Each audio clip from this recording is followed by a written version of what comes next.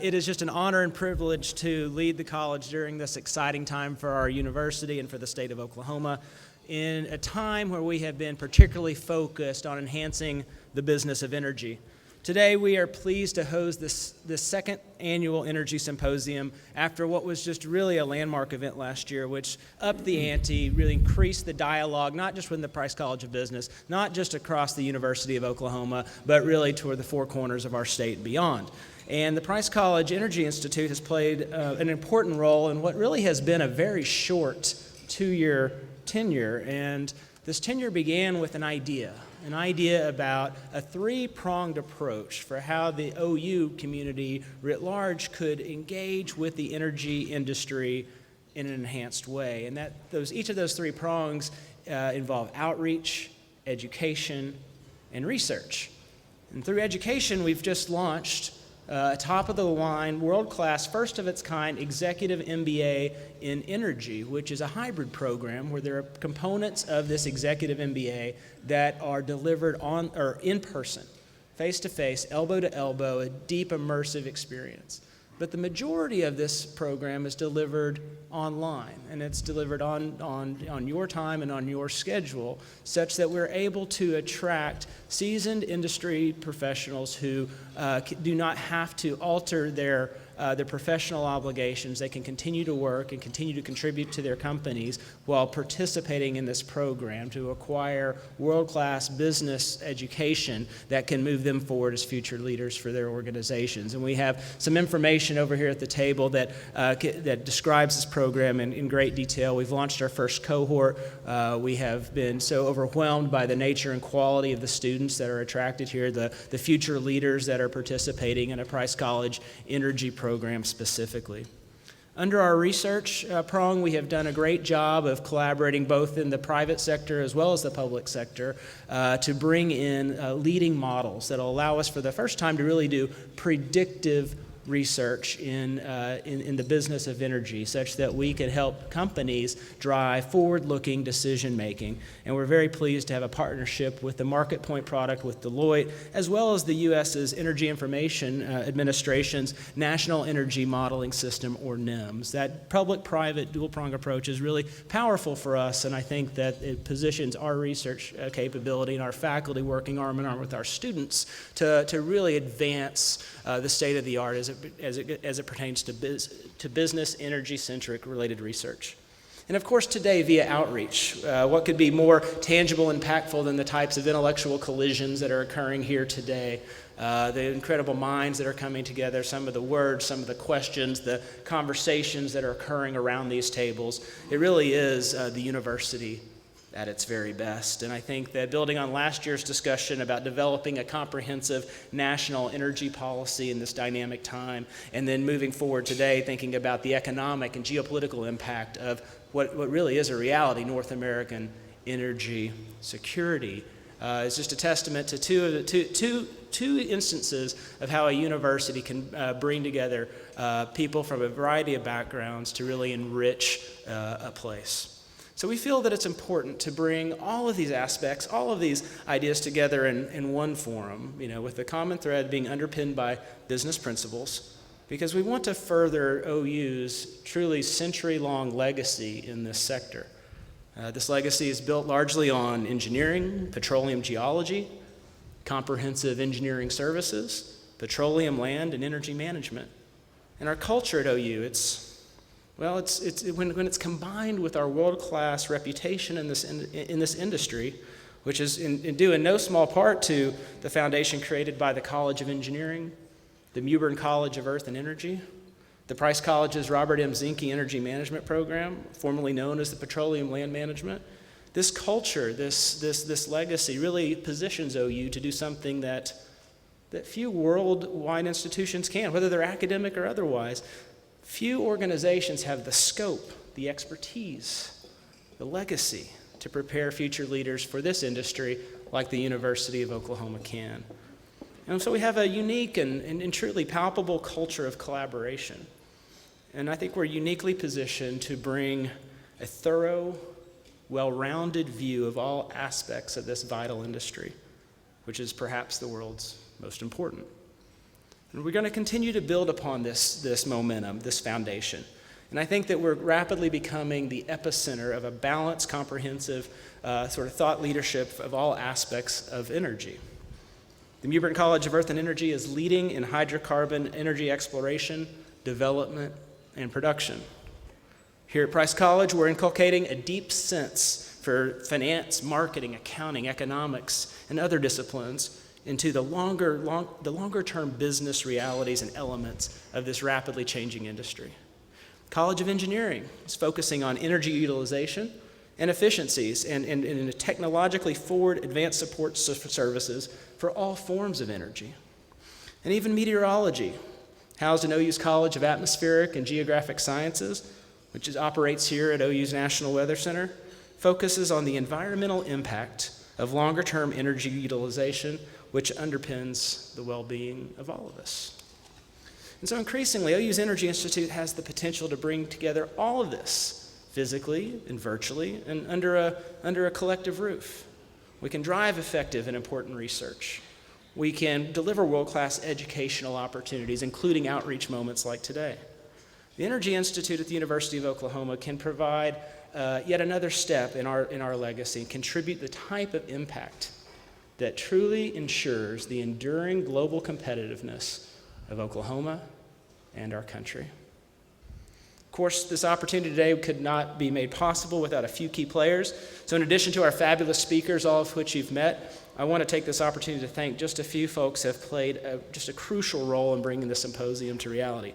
First and foremost, you heard from him this morning, President David Bourne, for his leadership and ongoing support of our energy initiatives, not just in the Price College of Business, but holistically across the University of Oklahoma, positioning this topic as an institutional priority.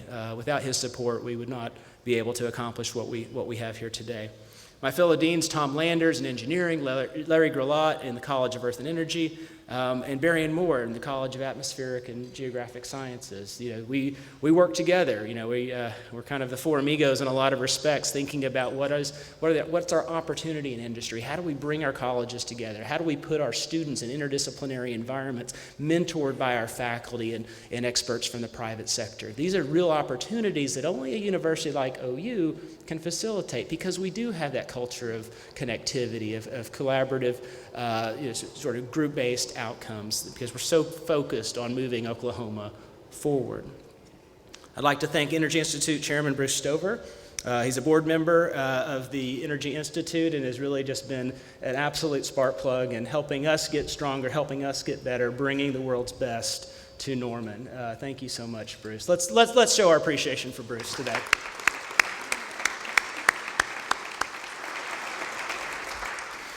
And so much of the groundwork and talent sourcing has been done under the leadership of Jay Jimerson, who's our committee head for this conference. Jay, thank you so much.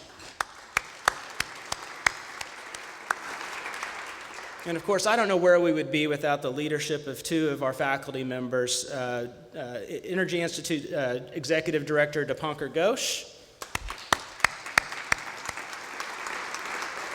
and Energy Institute Research Director Tutru Fernando.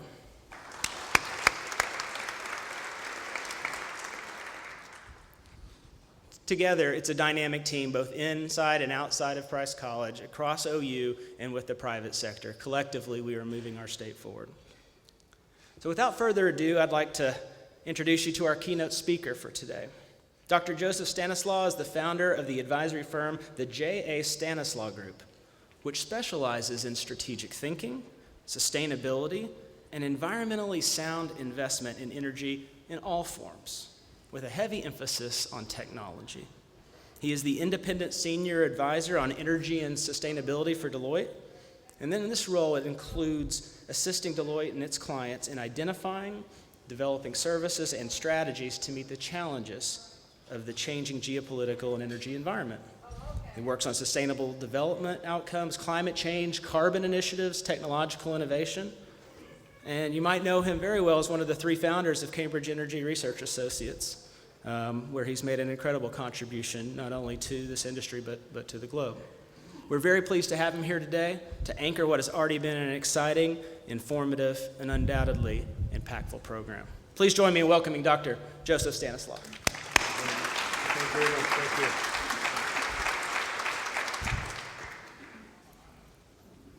I'm actually very nervous. It's been one heck of a morning. I congratulate everyone on putting this morning together. It's been spectacular. I've learned a lot. I think all of you should have taken in a lot. How much you've learned, I leave to you to tell me. It's a challenge to stand up here and figure out what I'm going to talk about. I didn't write a speech. I don't usually write speeches. But knowing I was going to be the cleanup act to some very powerful speakers this morning, I didn't know where to go. But I'm going to start by just say thank you to the University of Oklahoma, to the Price College, and the Institute, and a special thanks to Bruce Stover. When we founded CIRA back in 1983-84, we were nobody. We were three people with maybe 2 assistants. We thought we could do something good for the industry and for the globe. But we were still young kids. I'm only 45 now, by the way. We thought we could do something good, and we had an attitude that I won't say was bad, just that we thought we could do good things. And Bruce Stover hired us to do a very major project, and we were nobody. And I said to him last night, "Why did you do that?" He said, "Because his boss, Bob Allison, said these guys are pretty good. Thank goodness he did." And off we went, and we never looked back. But we really thank you for the confidence at that point in time. Now, I also have to tell another story about Bruce Stover. He sent me an email as I was about to catch a plane to Abu Dhabi and then to the Kingdom and then Dubai and other places back in January. He said, "We want you to come to UO and give a speech," or OU, I think he said. I said, "That sounds interesting. I'm from Ohio, by the way." Okay? So I said, it'd be great to go back to Ohio for a couple of days and see folks. And the governor's a good friend of mine. He said, I think that'd be good. So, we had a conversation about what he wanted to talk to me about. He never really said it was Oklahoma. So I said, well, I'm going to go out to Columbus for a couple of days, or maybe to Athens, Ohio. And then he sent me another email and said, looking forward to this, Joe, and by the way, wear a red tie. So I now knew he meant Ohio State University, not Ohio University. And then all of a sudden he said, "Well, I'll meet you in Oklahoma." I said, "Where?" And then he gave me a red tie to wear as well. So I'm here under false circumstances. I thought I was going to Ohio, where I grew up. But I have to say, as an Ohioan and as an American, I was thrilled today to hear John talk about Ohio. Because, I should say, by the way, I'm really thrilled to be here because this is the home of a revolution that is shaking the world right now. The show revolution is Texas and Oklahoma. And it really has transformed how the world thinks about us as a country and where the world may go. So it's a thrill to be with here, because this is the epicenter. But to hear Ohio mentioned is really important because Ohio also is the center of the Utica shale play, basically. And think about that. Where did Rockefeller start the industry? In Pennsylvania and Ohio. Where did the petrochemical industry start? In Ohio. And he mentioned the steel company. That's from my old hometown area, where I grew up. The arc from Cleveland to Warren, Youngstown, and Pittsburgh, from 1900 to 1975, produced more wealth than any other region in the entire world. It died in 1975. My friends are all unemployed who stayed home. It died. What's bringing it back is a revolution that started here. The best steel companies in the world that made the best steel for the tubing, for going down the hole for the fracking, were in Warren, Youngstown, Niles, and Pittsburgh. And that's who's producing the steel right now and the tubing right now. And it's going to supply Devon and others here, but we're hoping with the governor, that'll become an export industry as well. This is specialized steel. This is really exciting. It's an industrial transformation that our nation wouldn't have without this. The governor of Ohio is a good friend of mine. I do a lot of pro bono work for him because I want Ohio to be back on the map again. My friends get jobs again. Well, before the shale gas revolution, looking at Ohio never recovering because Ohio used coal primarily for power generation. Coal was being phased out. What were they going to replace it with? You're talking about very high cost electricity, which the industry would have never come back in Ohio if you're going to have those high electricity prices in Ohio at the time. But shale's changed that. It's a different place. And this is really exciting. So the world comes back full circle on things. And I thought to myself, what should the title of my remarks be? And I recently say it's the world turned upside down. And it's back to the future in many ways. And it's full steam ahead in the United States. But, with a license to operate. And John said strongly, we have to do it right, with the environment in mind. If you don't have the license to operate, you aren't going to operate. And that you just cannot forget this term, the license to operate, to do things properly. And you know, that terrible word is only mentioned twice today, environment. You said it once. Climate change was never mentioned. I don't care whether you believe it or not. The world thinks about it, and there's a great divide called the Atlantic Ocean on attitudes towards it. And that's affecting a lot of things in the world right now that we can't forget about. So I just want to put it out there as a flag. You've got to keep thinking about this thing. And is it a constraint? Is it a challenge? I'm going to tell you it's an opportunity, basically. It's an opportunity. The environment. And as Bruce said in a note to me, you know, what's the big elephant in the room? It's the environment. I'll come back to that. Now I want to ask you a few questions, because I'm very James Joycean. You know who James Joyce is? An Irish writer who, you know, he produced a form of writing called The Random Walk, and that's me. I do a random walk when I think. I can't write, I just talk. I'm going to give you 3 countries, and I want you to maybe give me how would you ask a question if I give this country as the answer? These countries are answers. Russia. What question would you ask about Russia for a country and say, that's Russia? A question you'd ask and the answer is Russia. What would that be? I'm making it hard for you. I'm going to tell you what it is. Which is the only country in the world that celebrates every single year in September Oil Man's Day, or Oil Women's Day? Russia. They celebrate the oil and gas industry every single year in September. Can you imagine that happening in the United States? Isn't that, I mean, it's just profound. It's made that country, it made the Soviet Union, and it pulled us out of its collapse. The answer is Saudi Arabia. What question would you ask? And the answer is Saudi Arabia. I'm going to help you out. United States. What question would you ask? And the answer would be the United States. Boy, come on, you guys are smart in Oklahoma. United States. What country in the world may become self-sufficient in energy resources in the next decade? United States. Do you all agree with that question and answer? Saudi Arabia. Question. What major oil exporting country may become a zero net exporter in 15 years' time? Saudi Arabia. Have you heard that before?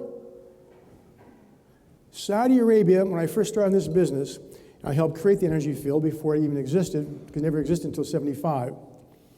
Saudi Arabia was using about that much oil. See my hand? About that much oil. They now use almost 4 million barrels a day. And it was mentioned today that gasoline, I didn't realize even that expensive, 51 cents. I thought it was for free almost. Electricity is free in Saudi Arabia, basically. They make it with oil. Saudi's using almost 4 million barrels a day. If they do not change their demand pattern and get off of oil, they'll have no oil to export in 10 to 15 years. Think about that for geopolitics. Think about that. How that would change the face of this earth and what's happening on it. Thank goodness for Oklahoma. I mean, seriously, if we didn't have the shale revolution taking place right now on gas and oil, thank goodness for Oklahoma. Europeans don't say it quite that way. They say, damn it, you guys have low prices and we can't compete with you in our industry. What they're saying is, thank goodness you're producing it, because if you didn't produce it, the price for us would be even higher. This is profound. Think about Saudi Arabia not exporting oil. Think about geopolitics and the shape of the globe, if that were the case. Look what's happened the past 3 or 4 years on the Arab Spring. Saudi Arabia gave $35 billion a year ago to a cousin called the King of Bahrain. Gave $35 billion again this year to a cousin called King of Bahrain to keep that thing settled. If you're not producing oil and selling it, can you help your cousin out? Challenging world for us. I was very nervous from the moment the president of the university spoke, because he stole all my lines better than I can even say them. And then John steps up and, oh my goodness, but as the morning goes along, I'm saying, we're going to talk about. Okay, tectonic shift. This is just not a change. This is a tectonic shift in the world today. You know, most of us here who are over 45, and I'm just slightly over that number, we grew up in an era of scarcity. We taught scarcity. We were scared of scarcity. Up until 2008, people were preaching peak oil, and I never did, because it was always wrong. It was always wrong, because it said fixed technology. It said fixed prices, fixed zones. There ain't such thing as fixed anything out there. But they were dead wrong. But we were taught scarcity, scarcity, scarcity. It's tough to teach abundance. It really is tough. And I'm an optimist. But I say it's tough because it's only the United States that has abundance. When I say back to the future, I mentioned Rockefeller and my great state of Ohio, and Pennsylvania's okay, where he was too. But we're back to the 50s and 60s again. What do I mean by that? The United States, after World War II, became the most prosperous country in the world because we had cheap oil and cheap gas. Europe had just racketed up the taxes on gasoline because they had no oil and gas. And so they had to really price it out of the market. It was always this tension between Europe and the United States because we had resource abundance and they had resource scarcity. We were always different. By the time we get to the 70s, it's limits to growth, and we're scarcity-minded again, which we should never been, but we were. We got out of that for a while, but it came back with peak oil. What that is, it destroyed American confidence. I've never seen our country not confident, but you know, from 2001 to 2002 till only recently, we lost our confidence. We lost our strength. We thought we were running out of oil, running out of gas, and everything else. Well, now we have a position of strength. I'm not saying masters of the universe. I'm not saying that. But we have a confidence to approach the world in a very, very different way. Russia. What we're missing on Russia is, for Russia, oil and gas is economics. Oil and gas is politics. It's all the same thing. For us, we don't have a foreign policy that says we have confidence in a resource base that makes us different from everybody else. It makes us deal with the world differently from everybody else. Because it's a thing over here. Oh yeah, we have, I'm going to use the term energy security. I will not use independence. I refuse the word to use independence because it means we're independent of the market on prices, everything else. We're not. It's an integrated world, but we have security. If anything goes wrong out there, we have our own oil and gas. May not be able to control the price, but we have the oil and gas. Other people don't have that. Whether the price goes really high or not, at least we have it when we put it into the system. If you don't have access to it, doesn't matter what the price is, you can't get it. So use energy security, oil and gas security. But you know, this is a different world we're living in. Bruce posed a couple questions we should be thinking about, which is this big elephant in the room. Can we make the things work together between security and the environment? Security, environment, and climate change, I'm going to say. Technology. What about technology? And then what about the role of leadership in the United States and the world? Leadership applies to Oklahoma University, and the Price School, the Institute, et cetera. What you're doing is fantastic. That's leadership. We need to take control and reestablish our leadership. Now, let me go to this big elephant in the room. There's a conventional wisdom, and I heard it last night at dinner. With that being said, that if we try to address energy security, the environment, and even use that term climate change, we'll limit economic growth. I'm going to tell you, Devin's the absolute proof that statement's wrong.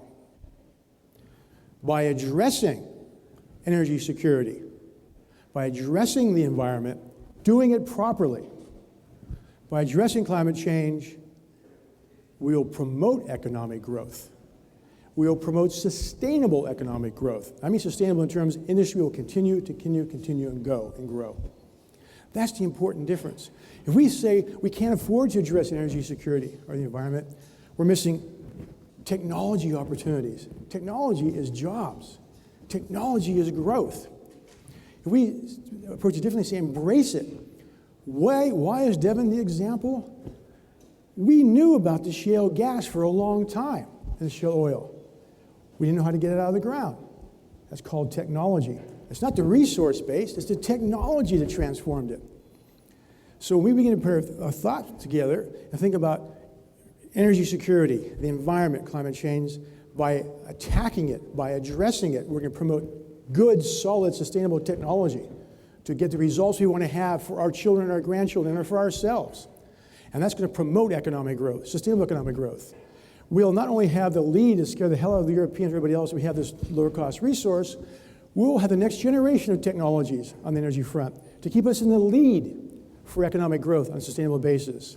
Every new generation of technology creates research and development, testing, market penetration. Those are jobs, jobs, jobs, and growth, and growth, and growth. Sustainable growth on an ongoing basis. This is really, really exciting for us. So kill the conventional wisdom that says we can't do them together. We have to do them together. Technology. It's a technology business.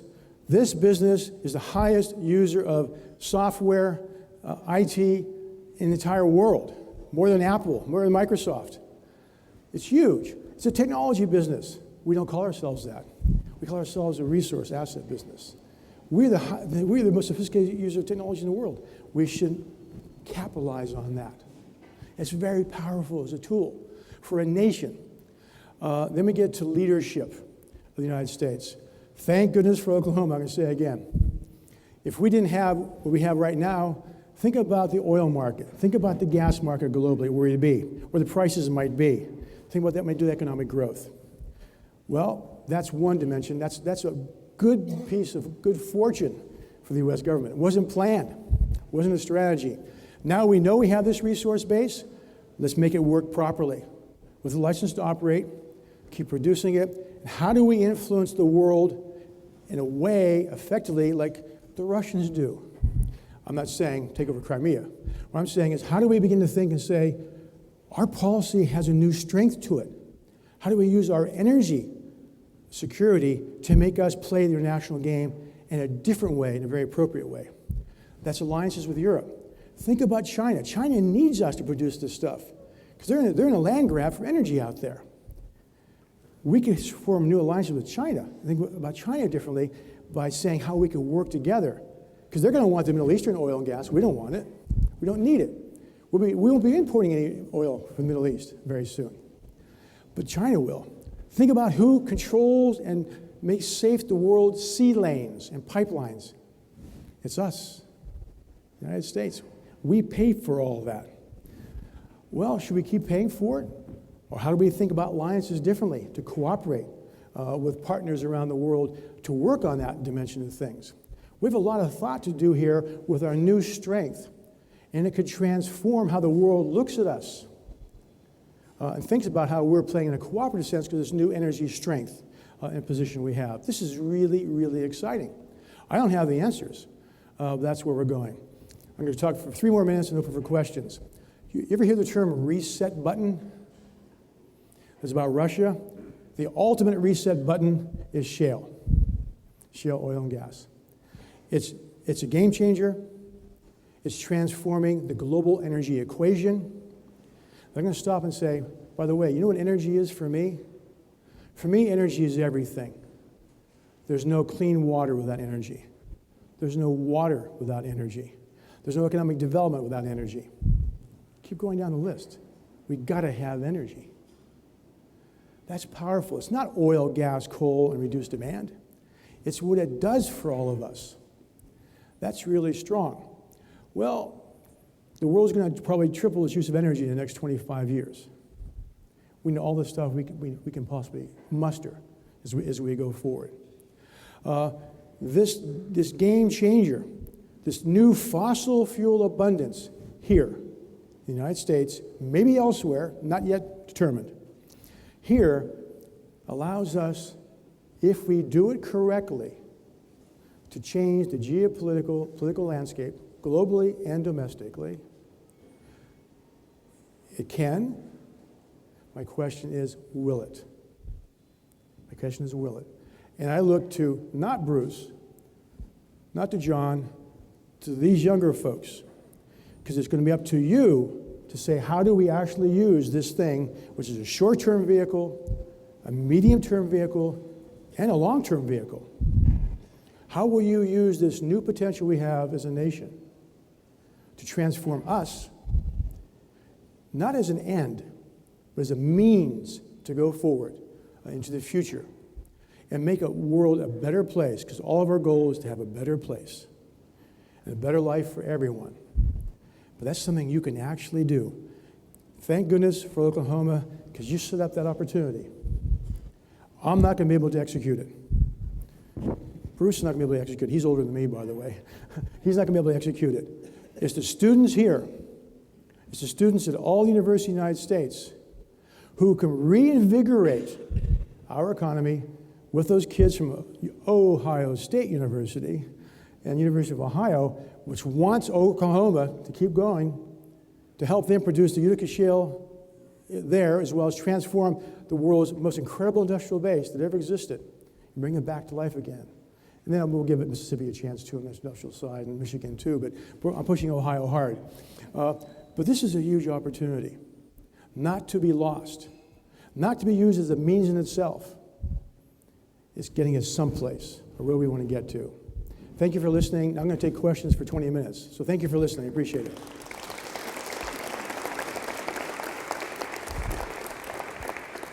And I won't constrain questions just to students. Older adults can also ask questions at the same time. Any questions out here? Yep. Over here. I'm not a student. That's okay. You look like one. You said that it's up to the students to determine how to best create a sustainable future for the economy, the environment, and to prevent or mitigate climate change.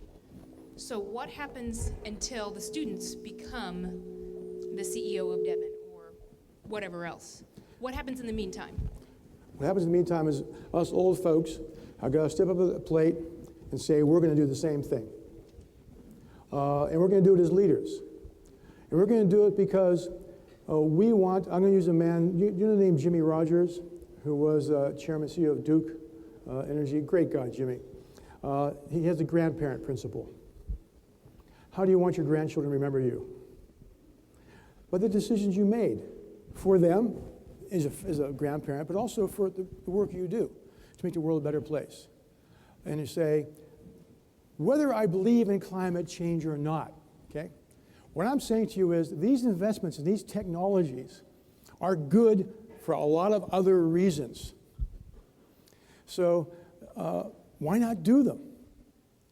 And besides, they make more money for you. So it becomes a virtue, basically. So why not make more money, do a virtuous thing, and even if you don't care about climate change, you're better off anyhow. So I'm being blasé about this, but if you can make your company more sustainable, because what I'm talking about is back to basics again. It's talking about old-fashioned basic economics. Use resources efficiently. That's why energy security and environment are compatible, because they're both talking about how you use resources efficiently and effectively. Why waste it? You know, when I grew up in Ohio, I'm a very, very modest background.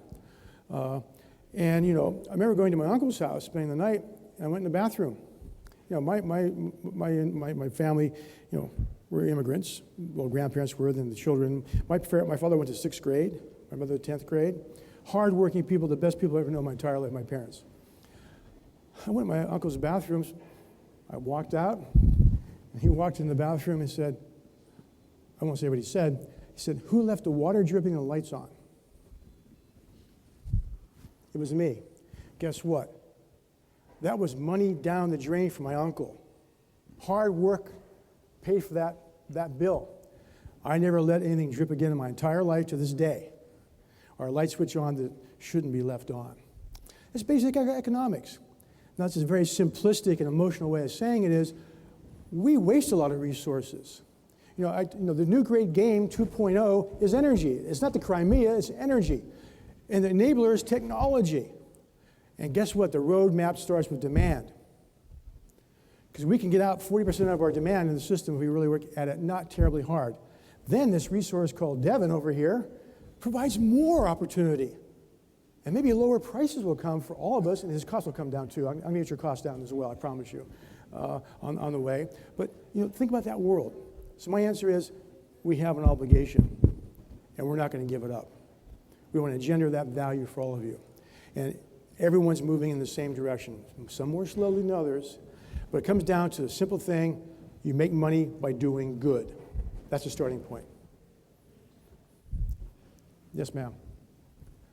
I'm a student from OU Law Center, LLM student. I'm interested in knowing what you think about, you mentioned 3 things that got my attention.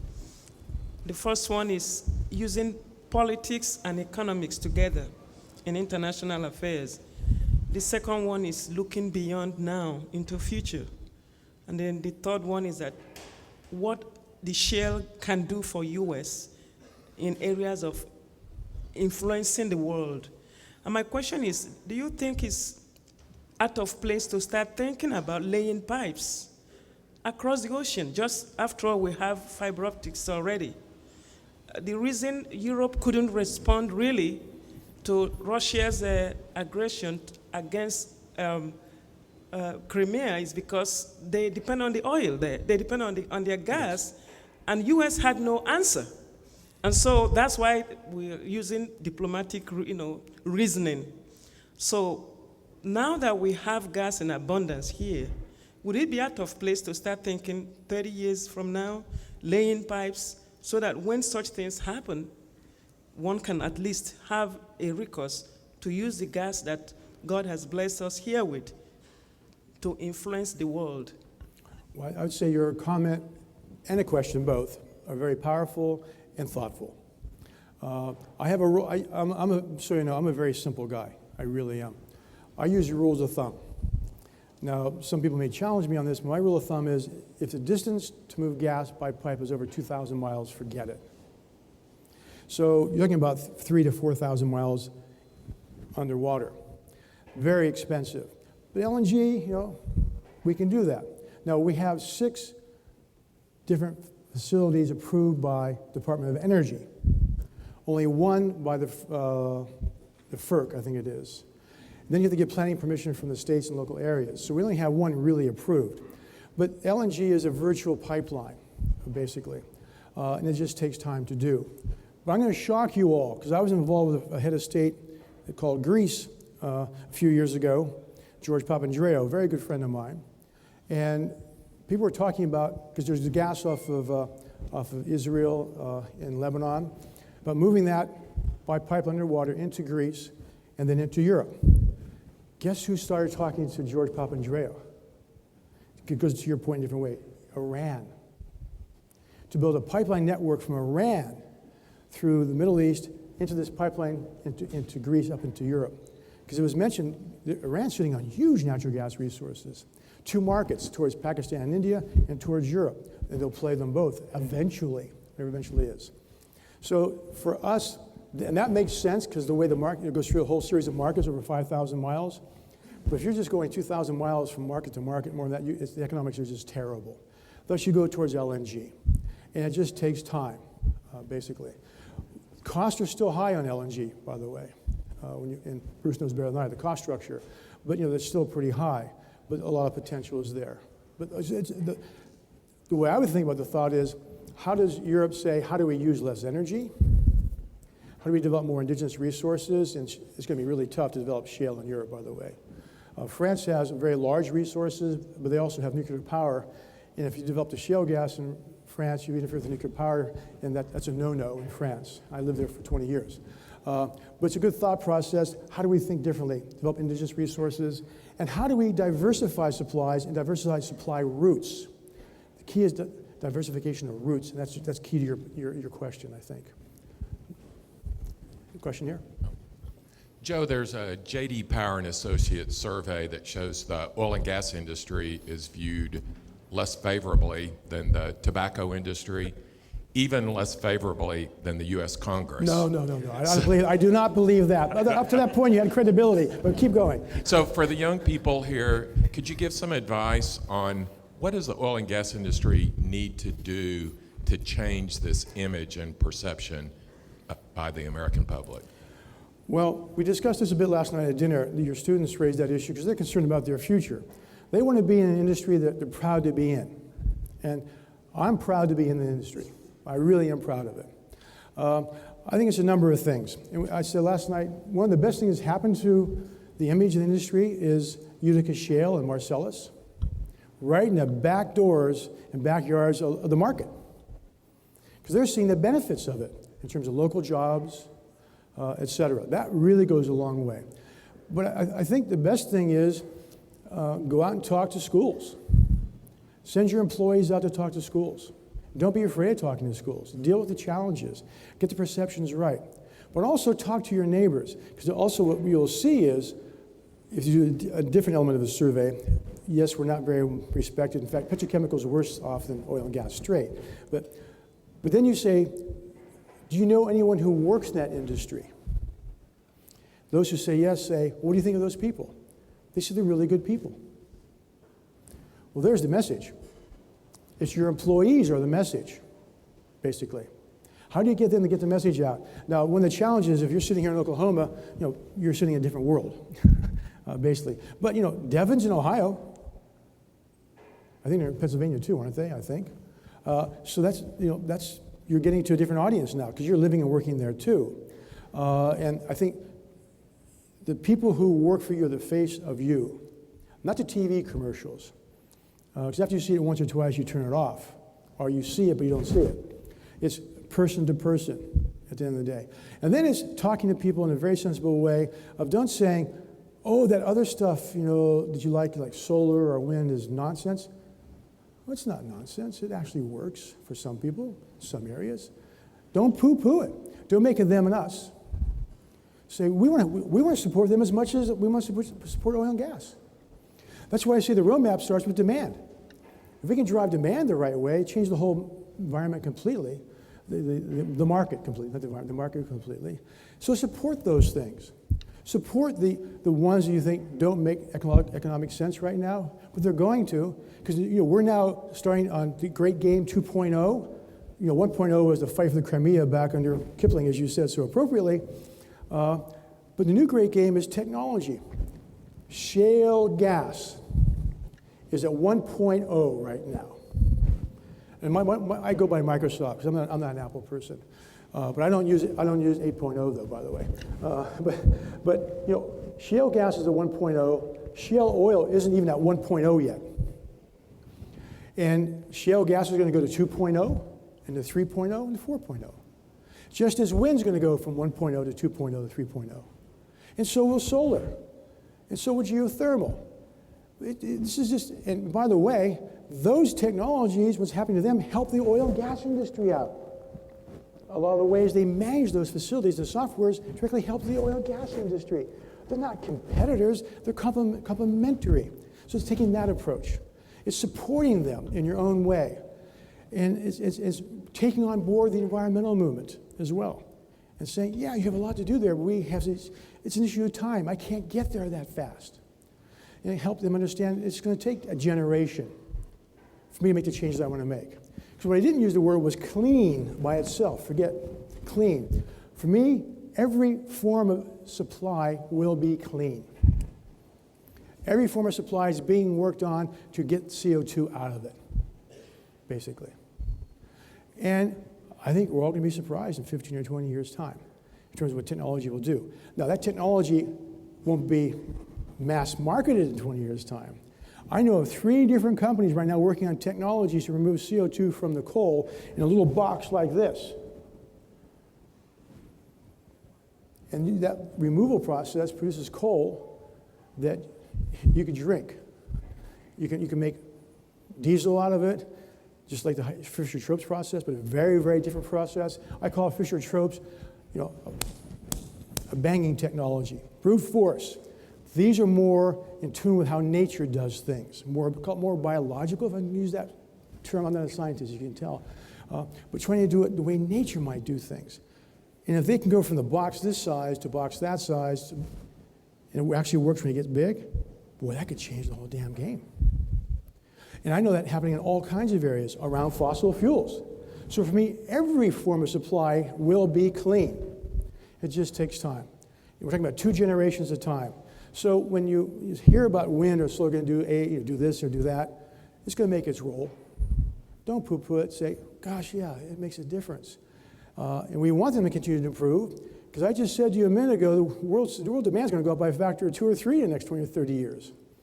And by the way, today, compared to the year I was born, this is a shocking one for me, by the way. The world is 3 times larger in number of people. That is scary. 3 times as many people on this planet from the day I was born. And in the next 30 years, it's going to be 50% bigger. That's a lot of energy. So we need all kinds of things, but all the technologies support each other. They really do support each other in the development process. And that's the exciting thing about it. So that's a long-winded answer. I apologize for the long. Other questions? Right over here. Sir, we saw one of the revolution back in 1970s when OPEC was formed, and it was mostly a supply and demand driven kind of a formation, and it was benefiting the capitalist economy. Now we are lucky enough to have, we are likely to witness another revolution that will be brought in the form of Pemex of Mexico, the pre-salt of Brazil, and the shale of US. When this center or this new Gulf would arise, this new center would arise, would it be most likely the same as of the OPEC, or would it have some impacts on the rest of the world which would not be the same, which would be positively impacting the rest of the world, the developing economies, the backward economies? What would be the situation of the world after the Mexico, the pre-salt, and the US shale develops in the next 10 years? My unifying theme to your comment is technology. Petrobras has always been a deep offshore company, but now they've perfected it. That's huge. That's technology. Pemex is a technology how you rework a government and rework a system that's deeply nationalistic to say we can create rules by which we can operate to free things up, to let market forces work but still benefit as a nation. That's a technology for me. It's a soft technology. And the U.S. is both a hard and a soft technology. And what's nice about technology, and I hate to say it, you're unkind about intellectual property rights, but I'm teasing you. It's ideas. Ideas go. Once ideas happen, you can't keep them in. That's really exciting. That's incredibly exciting. So that's why, ideas drive the world. And all I'm talking to you about is how you put ideas into a framework to drive the world forward. That's my James Joyce and Random Walk. Ideas, ideas. And it changes the world. And that's what Petrobras has done. Pemex will do it through a different form of technology called a soft technology on how the system works and how they will make a market work in a very autocratic political system and economy in a way that works for a market. And I'm going to make one last comment on that sort of subject, because I think part of what's going to happen, and I'm hoping my generation will lead you guys there, is a challenge to the business school, which is, I don't use the word capital. I don't use the word capitalism. I use markets. I wrote a book about this with my colleague Dan. Up to now, all economics has been basically around cost. Our capitalism today has been cost-based capitalism. When I'm talking about the new conventional wisdom, that if we do not address climate change, do not address the environment, do not address energy security, if we do not address them, we'll lose economic growth. The converse is, by addressing them, we promote growth. That converse is not cost-based capitalism. That converse is value-based capitalism. Value-based. And that's a difference. Once we say, what do we really value in this system? I don't care if you price it or not, what do we really value? Then you change the way you think about a problem and how you drive it. Now, that value-based system goes back to the lady over here. I'm still going to make money by doing the right thing, not a question. But on the value basis, I'm going to make that money. And that transforms how we even view technology. To me, this is exciting. And I wish I could live longer. I'm going to live probably. But there'll be more money invested in the next 2 generations. More money invested in the next 2 generations than has been invested in the entire history of the human race. Think about that for opportunity. That is incredible. That's incredible. And that's just one hell of a great way to think about the future and how you can direct that from a value-based market drive. Really exciting. Other questions? Yes, sir.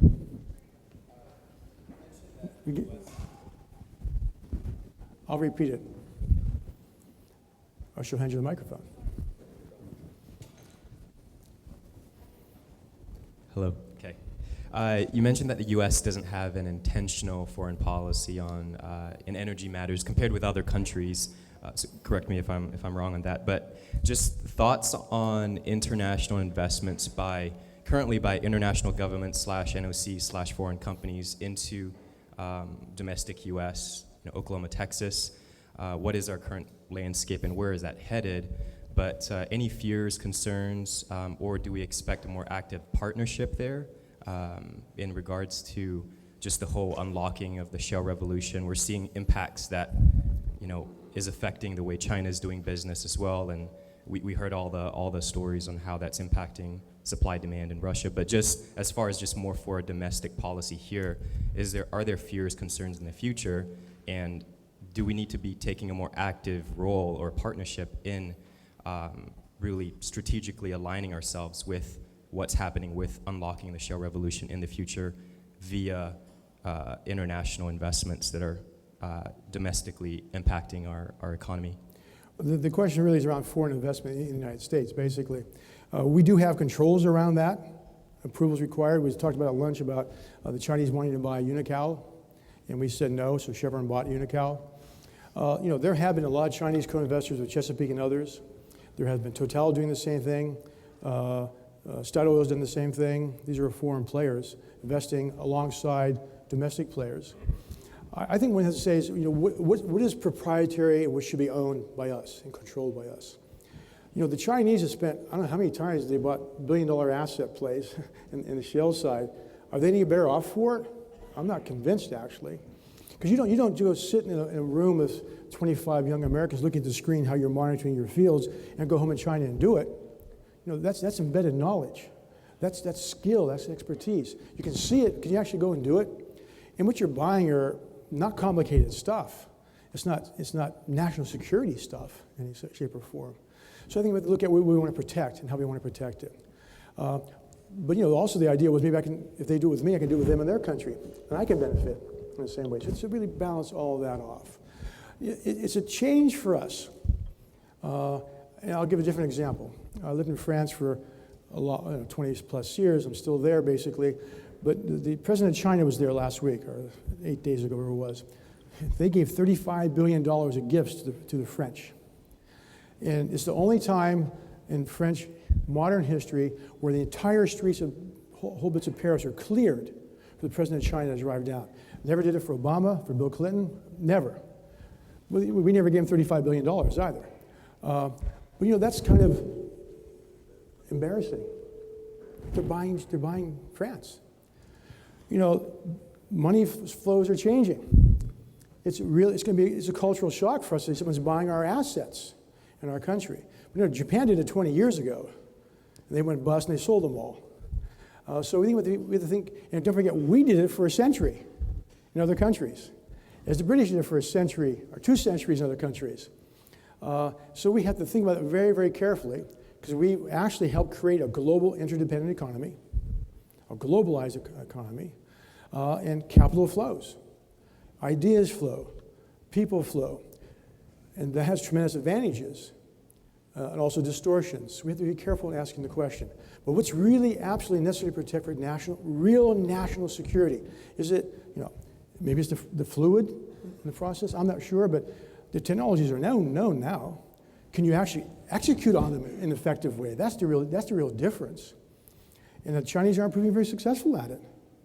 And nor are there other countries. Because we developed a whole core and whole industry with this expertise to do these things. You just don't sell that. You don't sell that. I mean, that's your staff. That's your people. And you want your people to stay loyal, basically. We ask a challenging question, but it has to be, what is the actual technology they're investing in? And can they take it away with them? Now, it's a challenging question. Other questions? One over here? I think we've got time for one more question. One more question. That's all right. You're on the spot, whoever you are now, well, I'll tell you. One student, I haven't seen a student question yet. Here's a question right here.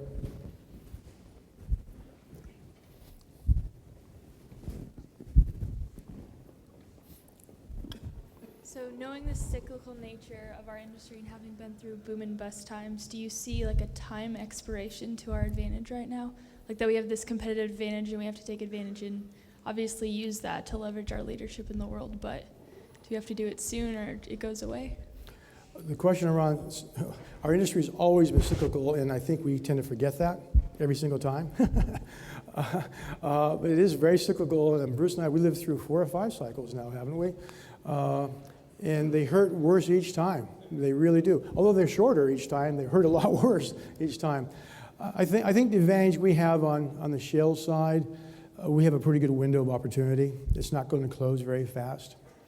And I'll come back to the reason why I think that, because, you know, the shale revolution wasn't made here because of horizontal fracking. It wasn't made here for horizontal drilling or for fracking. It was made here for 2 things that are hard to replicate: innovation and entrepreneurship. Both of those were propelled to drive technology because people are sitting on stranded assets. George Mitchell was sitting on the most lucrative bank account in the entire world that he couldn't access. There's no key to get his money out down there, no technology to do it. So you become entrepreneurial and say, damn it, I have all that money down there. And also the thing that's, by the way, George was a real environmentalist. He really was. And that gas down there can make us less CO2 intensive in the economy. He really believed that, and bless his soul, because he passed away last summer. This was a unique man. And I happen to have the good fortune of knowing him. So that's good for the country, that lower our CO2 footprint. That gas will do it for a long time for us. But I need to figure out a way to get a key. Because we're the only country in the world, where you own, on your property, all the mineral rights down the center of the earth, unless someone already sold them out from underneath you, which has happened. That makes us unique. And as much as the British are trying to replicate that now by saying, okay, shale should go forward, and each community will get a certain percentage of money from that profits to apply to the community. That's very different. I hate to be grotesque, putting my own back pocket. Very different decision, very different reaction. So we are unique, and that keeps us in the lead in this area for quite some time. What we have to do is make sure those features of entrepreneurism, of innovation, and the notion of property rights make the other energy forms move in the same direction. Unleash them, because it's powerful. And I'm convinced in my own mind, the new tech people are thinking that way. And for me, you know, these things called wind, solar, et cetera, those are new technologies. Each of these people think they're going to be the next Bill Gates. They want to change the world.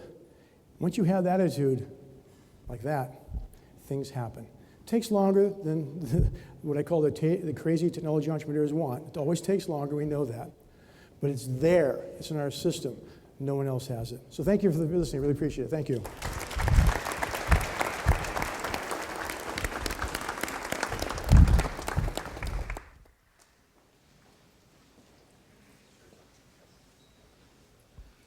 Since morning, we have been hearing. You shut it off? Okay, ready to go? Okay, thanks. Since morning, we've been hearing a lot of discussion on the economic and geopolitical ramification on North American security. In the next 2 or 3 weeks, we're going to distill all those comments and discussions and queries into a conference report, and will be emailed to all the registered attendees of this conference. Okay. In closing, I want to thank a few people. I may be repeating some of the same people Dean Pullen thanked, but in my opinion, they deserve a second round of thanks. Okay? First, I'll start with the august body of speakers, Mr. Schultz, Mr. Stanislaus, Mr. Lee, Mr. Choi, Mr. Johnston. Fantastic, absolutely fantastic. You're not.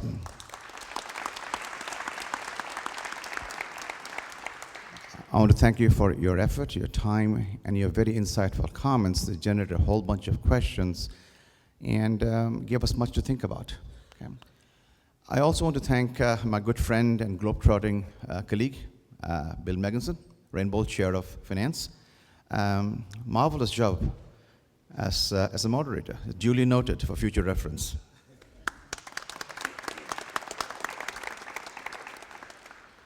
The symposium got tremendous amount of support from the university. This morning we heard pearls of wisdom from President Boren, but the several deans played a role.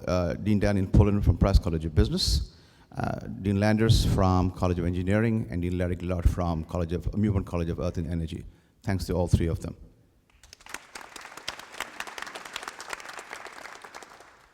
We all know the symposium just doesn't happen. There's a lot of people working behind the scene.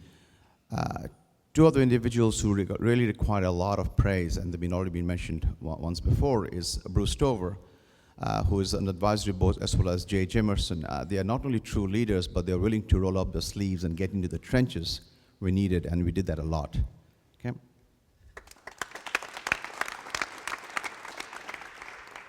A lot of logistics, a lot of I's to dot, T's to crossed. Two members from the Price College were particularly beneficial over here were Adam Clinton and Taylor. Where's Taylor? Okay. Last but not the least, thank you. This symposium was put out for your benefit, and that you could take some time out to come and attend the symposium. I thank you very much for it. I want to particularly thank the students. It's very gratifying to see them here, to juggle all the courses and to attend the whole symposium. It's very nice to see. This symposium is an annual event, so we'll be back here next spring. So till then, goodbye, thank you, and safe travels where you were going.